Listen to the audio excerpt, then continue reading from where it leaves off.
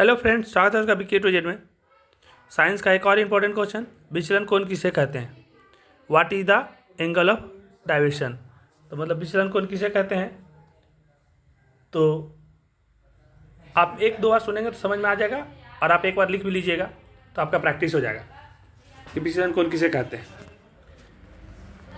देखिए, आपतित किरण और निर्गत किरण के बीच बनने वाले कोण को विचलन कोण कहते हैं, अथवा प्रिज्म की विशेष आकृति के कारण निर्गत किरण आपतित किरण की दिशा में एक कोण बनाती है। जब प्रिज्म की विशेष दिशा मतलब प्रिज्म की विशेष आकृति के कारण जो निर्गत आपतित किरण की दिशा में एक कोण जो बनता है उसे ही हम लोग विचलन कोण कहते हैं।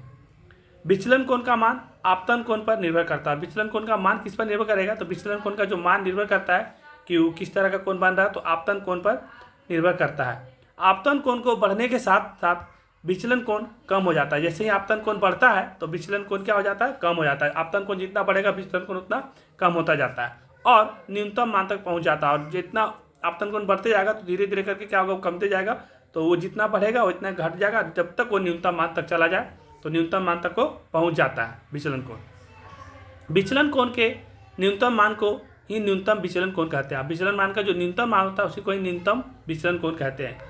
प्रिज्म कोण के विपरीत पक्ष को प्रिज्म का आधार कहते हैं, और प्रिज्म कोण का जो उल्टा साइड में जो पक्ष है, विपरीत जो पक्ष है, उसी को हम प्रिज्म का आधार कहते हैं। देखिए, इस वीडियो को मेरे पास टाइम थोड़ा कमी है इसलिए हम बहुत ज़्यादा अच्छा से समझा नहीं पाएंगे, लेकिन हाँ इतना निश्चित है कि आप इसको एक बार अच्छा से सुन लीजिए और एक बार इसको आप लिख के प्रैक्टिस कर लीजिए स्लाइड कर करके, तो आपको आसानी से समझ में आ जाएगा। ठीक है, तो हम इस वीडियो को समाप्त कर रहे हैं। धन्यवाद।